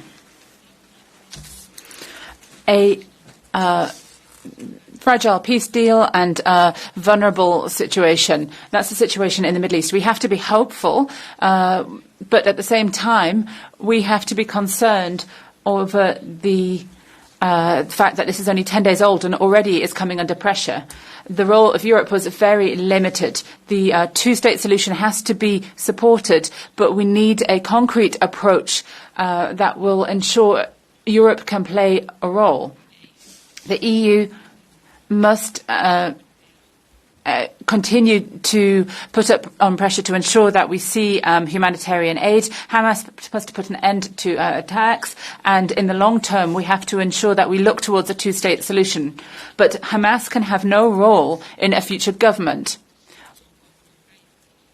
A new government must be chosen by free elections, and the EU has to play a role for sustainable peace. Thank you. Speaker Marco Tarquinio, for 1 minute, please. Thank you, President. Yes, colleagues, Madam Commissioner, in Gaza we have a very fragile ceasefire, and certainly Hamas has been much weakened. But where is real peace? We need to all work to develop peace. We need patience, and we need to use an old Greek word, parousia, the bare force of truth. We need to involve Jordan, and we need to ensure that what Netanyahu is doing does not continue. We see that there is a lot of suffocation, and the people whom we see out in Europe are people whom we're listening to, because they want the respect of international law, the self-determination of Palestine, the freedom, as has been asked for in this chamber, of Palestinians. And that is the road that we need to take. For 1 minute, please. The late John Hume, who won the Nobel Peace Prize for helping to broker the Good Friday Agreement, once said that we must spill sweat and not blood to bring about a brighter future. Just 2 weeks ago we celebrated the ceasefire deal brokered by President Trump. Last weekend's events showed just how fragile it is. There is a narrow path to lasting peace in Gaza. It will require enormous restraint from both Israel and Hamas. It will require international partners to apply pressure on them to do so, and to hold each accountable for breaches like those over the weekend. It will require the inclusion of democratic actors like the EU and UN to help deliver a surge of aid to Gaza, to set up systems of governance and policing, and to create a credible process towards a two-state solution. There is a path to peace, but all sides, us included, must now spill sweat, not more blood. Thank you very much. Next speaker, Dimitris Tsiodras, for 1.5 minutes, please. Thank you. Η Μέση Ανατολή ήταν και παραμένει μία από τις πιο... The Middle East remains one of the tensest areas in the world, It is in our region, it's in our neighbourhood, but the role of protagonist has been taken on by the United States. We have each member state within the EU following their own policy. There isn't a unified voice. The ceasefire is a first step, but there is still a long road ahead before there is a solution for the Middle East that will allow Israel to live in security and that will allow a Palestinian state to be created. The EU needs to develop its own policy, its own vision. We need to develop a framework and have a policy within which the member states feel that they have European borders. If we do not unite our forces, we will simply be spectators in this situation that will be led by others. I hope that this will not be the case. I hope we will be able to unite our efforts and develop our own policy. Thank you. For 1 minute, please. Mes chers collègues, Colleagues, of course we can welcome the progress made by Donald Trump in the Middle East. Significant progress for peace, release of hostages, and a fragile ceasefire, but one that nonetheless is real. Of course, we should also be concerned that Europe was totally absent when the Middle East lies at our doors, and we share the same background in our civilization. The fight against Islamism, Daesh, the Muslim Brotherhood, Hamas. This is the fight that we need to fight and we need to win in the Middle East and on European soil. The far left, members of the European Parliament from the far left who took part in the flotilla to Gaza are a shame upon our Parliament and our nations and Europe because of the fact that they are in cahoots with terrorism, with Hamas. We shouldn't forget the Christians in the Middle East either. They have been forgotten in this conflict. In the south of Lebanon, there are Christian villages that have been entirely destroyed in this conflict. So we should be supporting Lebanon as well. Thank you very much. Now, colleagues, we have a catch-the-eye procedure. I have 8 speakers. I will give the floor to everybody, but please keep 1 minute. First one, Juan Fernando López Aguilar.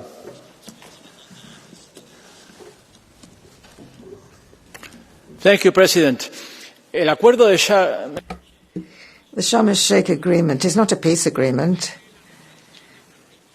It is committed to neutralizing Hamas terrorism. Yes, there has been an exchange of hostages and prisoners, but it does not at all guarantee that we reach a solution, a two-state solution, so that both can live with secure frontiers and mutually recognize each other. We've got occupied territory in the West Bank, and when we are talking about the role of the EU here in this debate, I think that the European Union should actually comply with its commitments. It should suspend the association agreement with Israel. It should follow the resolution which was adopted by this chamber.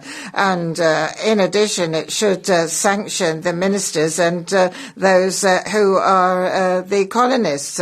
And it should also pursue those who are responsible for war crimes which have been carried out in Gaza. No more impunity. Aguirre Goitia Martinez, floor is yours. Gracias, President. Thank you very much, President. We have seen how fragile this peace process is. It is the time to work hard, to do it discreetly. We have people that want to destabilize the situation. We must ensure that does not happen. We should be very clear. There are a lot of conflicting interests here in this peace process, and it makes things very difficult. So we need to remain on track. Our efforts should be focused on complementing this agreement, stabilizing the situation, ensuring that aid and the basic needs of the Palestinian population are met. We really need to focus our efforts on the fact that nobody impedes us moving forward towards a lasting peace. Thank you very much. Thank you very much. Next speaker, Jean-Marcin Siondra, for floor is yours. Gracias, presidente. Señora comisaria. Thank you, President. Commissioner, let's say the truth. Trump's victory is a new imperial victory built on the backs of Palestinians. Israel signed a ceasefire and then the very next day bombed Gaza. And there have been more bombings, over 100 deaths. Israel won't allow in humanitarian aid. It stopped it coming in on already the third day. One of the Israeli ministers said that there could be illegal settlements built on the fourth day of the agreement. Do you really think Israel's going to withdraw from Gaza? Does anyone think that Israel is really going to stop its ethnic cleansing program, its racial profiling? Israel isn't going to stop until the United States and the US stop supporting it. They are not going to stop doing the same as we saw under Hitler's Germany. Gracias, presidente. Thank you, President. In 1 week after the ceasefire, Israel has violated it more than 50 times. It's continued killing and massacring. It's continued with its colonization projects. And the European Union is still not reacting. This is not a peace plan, and the EU knows that. It's not even a ceasefire. It's a perfect strategy to continue with the second phase of genocide. And you're just looking on. You're making excuses. There's no peace with bombs. There's no justice if you have bombs. We have to recognize our responsibilities here. Commissioner, where are the measures which are presented by von der Leyen in this parliament? Where are the sanctions? Where is the suspension? Where are the consequences? We've been waiting for almost a month and nothing's happened. Zero. And you've done absolutely nothing at all. People don't believe in you at all. Speaker Lucas Zipper. Liebe Menschen Europas, liebe Menschen in People of Europe, of Israel, of Palestine, peace. We see rockets still being fired, artillery being fired. We're talking about peace between people who are still waiting for dead hostages to be returned, peace between war criminals and terrorism, people wanted by The Hague. Peace. What can the role of the EU be here? We can be an example for a peace that could last generations. A two-state solution will not be enough. The wounds are too great for these two states to exist peacefully side by side. The EU is a model that could also work in the Middle East. Shared competences, common interests, valuing the diversity of the people. Perhaps I sound naive, but I do believe in peace. Thank you. Next speaker, Katrin Langenzipen. Ich werde Deutsch sprechen. Frau Kommissarin, wir haben ja heute den Nahen Osten. I'm going to speak German. We have the Near East on our agenda today. Gaza and Israel really does merit a debate that's quite justified. But we should also cast an eye on Syria, that is a neighboring state of Israel. And Israel is invading Syria at the moment. Since summer this year, the region of Soweto, where the Druze live, has been under occupation. People are really suffering. We've heard about murders. We've heard about killings.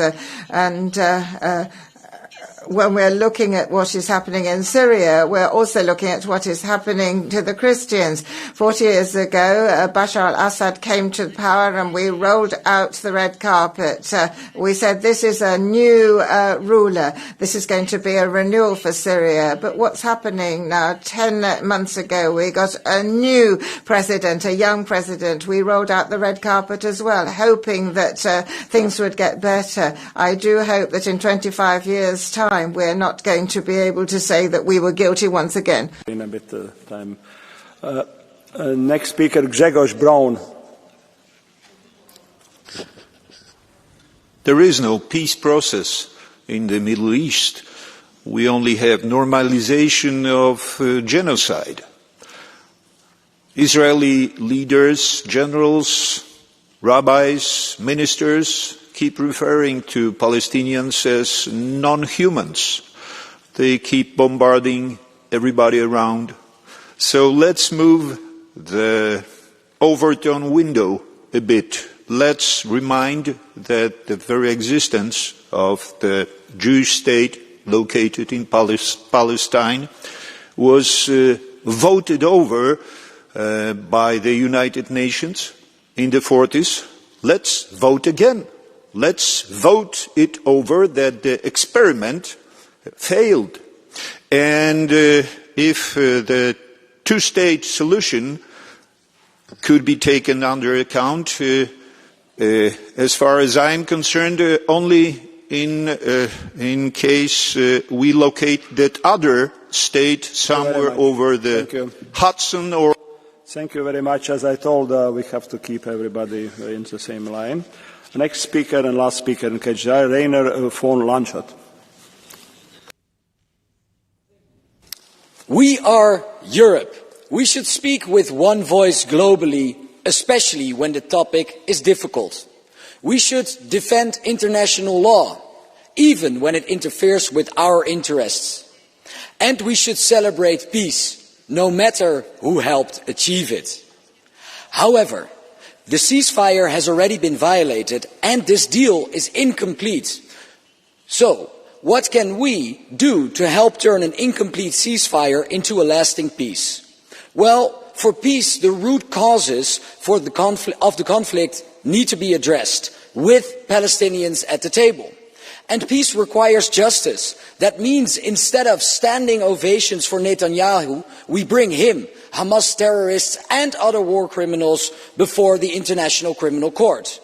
And it means rebuilding Palestine and supporting an independent, democratic Palestinian state. And we, Europe, can contribute to making that happen. Let's start with pressure on the Israeli government to let humanitarian aid reach Gaza. Thank you, colleagues. We are closing KHDI procedure, and now I would like to ask to take floor for the Commission. Commissioner Šuica, floor is yours.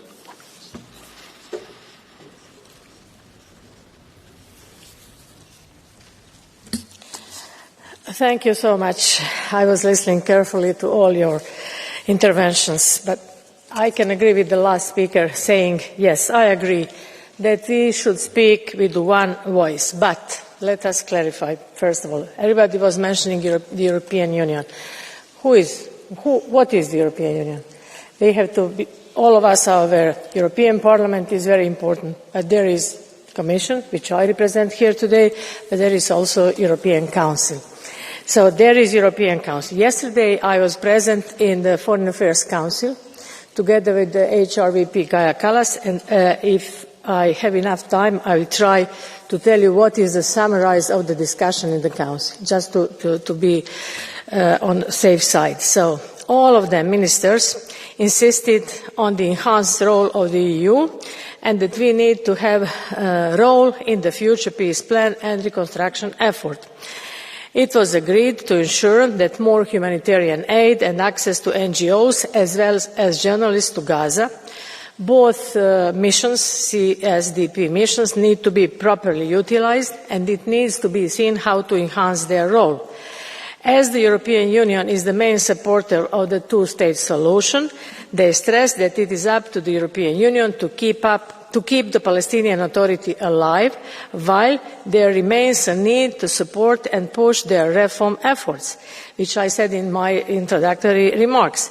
In the dialogue with Israel, it needs to be stressed that Israel should not undermine the Palestinian Authority, notably linked to withheld tax revenues.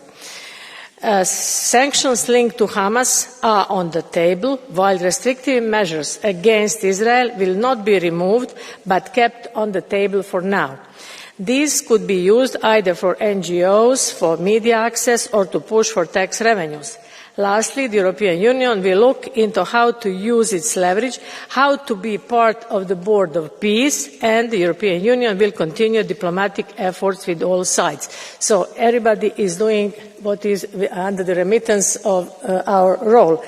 And now, before my concluding remarks, I will try to reply to some of your questions which were so clear. On Syria, although it's not the topic today, but I have to reply to Madam Langensippen.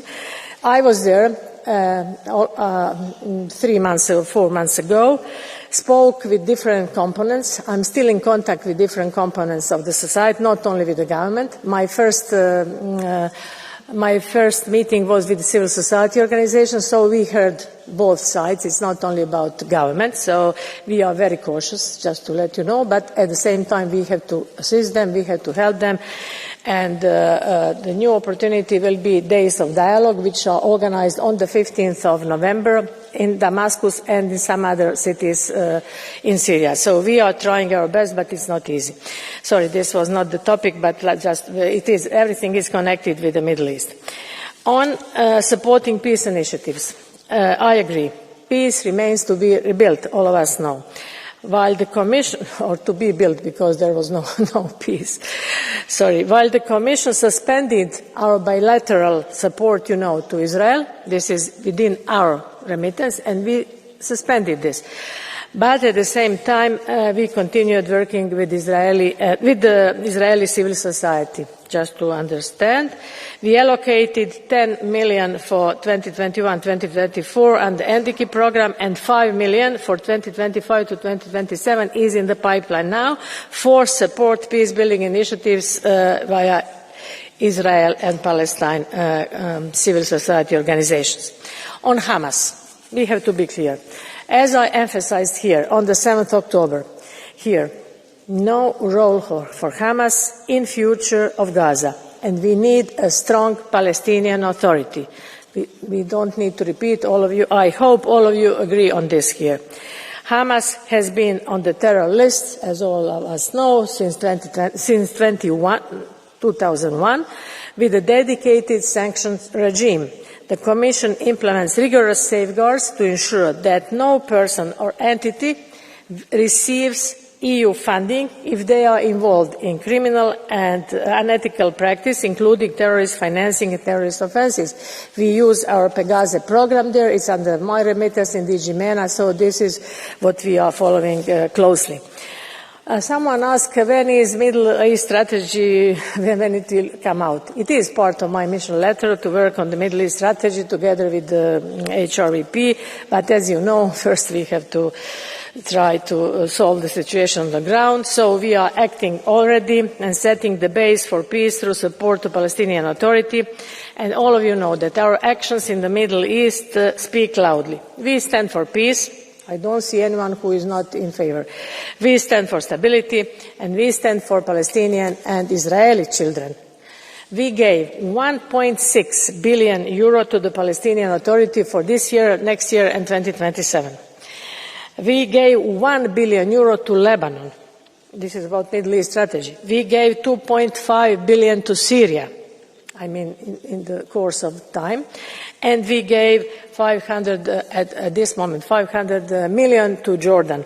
So we are acting now before the Middle East strategy is on the table, because it's only the document. And this brings stability.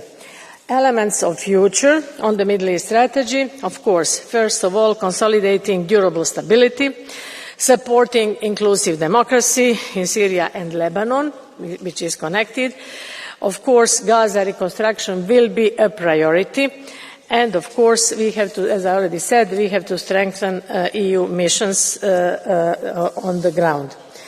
Only a few words on sanctions. As you know, we will regularly assess how the situation evolves both in Gaza and West Bank, and we will report in relevant Council formations on this. In Gaza, as the first phase of the ceasefire has been agreed, the second phase will be critical.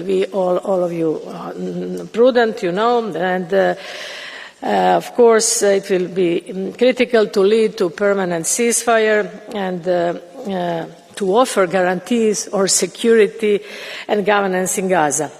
So details on the second phase are not clear yet. This is something which I have to say here, something which is very important for the Palestinian Authority to we urge Israel to release the clearance revenues collected from April 2025 by Israel and due to the Palestinian Authority. It's ownership of the Palestinians. They owe this money to them. So this is something which we urge them. Also the continuation of correspondent banking services and the issue of excess Israeli shekels.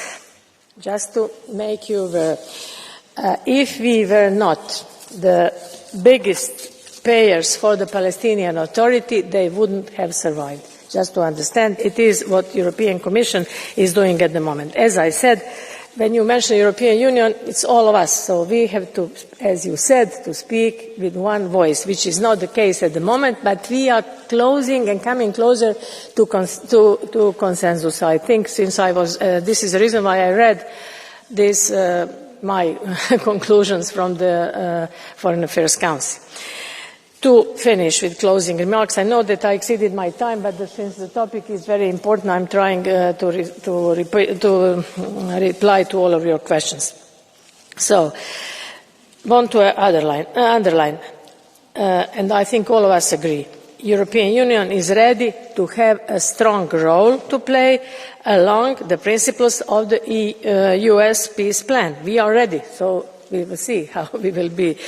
We are ready to support the Gaza recovery and reconstruction, and we know that it will require enormous international effort with a strong coordination among partners. What we would like to do with this 20 points plan: continue the reform of the Palestinian Authority, support the recovery and reconstruction of Gaza, ensure a neutral third-party presence at the Rafah crossing and with Egypt, support the capacity of a future international stabilization force, ensure Palestinian governance from day one, and we will mobilize all relevant Commission tools at our disposal. This is and this is to recall President von der Leyen's State of the Union speech when she announced support package for Gaza. We haven't forgot this. As mentioned in my introduction, we will set up Palestine donor group, and the first meeting is convened for the 20th of November in the margins or on the eve, I don't know now at the moment exactly, of the November Foreign Affairs Council. So the objective is to have EU-led Palestine donor group together like-minded partners, donors and so on. I don't want to expand on this because I already said on this. It will allow for discussions on the future engagement of Gaza, and we also invite Israel to join us, because without them we cannot have a lasting stability, and this is something which we have to admit, unfortunately, but this is the truth. In the meanwhile, we continue to emphasize the necessity of urgent humanitarian aid delivery, and this is what my colleague Labib is working on. So, achieving demilitarization and the transitional governance will be vital and will require careful coordination of the engagement of all stakeholders. Who will convince Hamas? Let's talk about it. They should be convinced to lay down the arms. We don't want to use military force, so this is important to convince them to lay down the arms. European Union stands ready we as a Commission, but also I hope all components of the European Union stand ready to contribute to this effort. We will continue supporting two-state solution, and this is what is our long-standing goal. We will continue to support unity of the West Bank and Gaza, and we want a reformed Palestine or Palestinian Authority to play a central role in the revival of Gaza. To conclude, the recovery and reconstruction of the Strip must be a Palestinian-led process, and this is what we are aiming at. Once again, thank you for all your engagement this morning, but not only this morning, but all the time. The European Union is ready to work with partners to provide support, and we will allocate a dedicated support package for Gaza's recovery and reconstruction. This is part of my mission letter, so thank you for all your support, and let's continue working together. Thank you so much. Thank you very much, Commissioner, for the substantive reply to our MEPs. And colleagues, we are closing debate on this point in agenda. Nākamais darba kārtības punkts, komisijas paziņojums. And now we move on to the next debate, which is a Commission statement on changing security landscape and the role of police at the heart of the EU's internal security strategy. And Commissioner Brunner, when you are ready, you can take the floor. You are ready? Yeah, please. Come. Take the floor.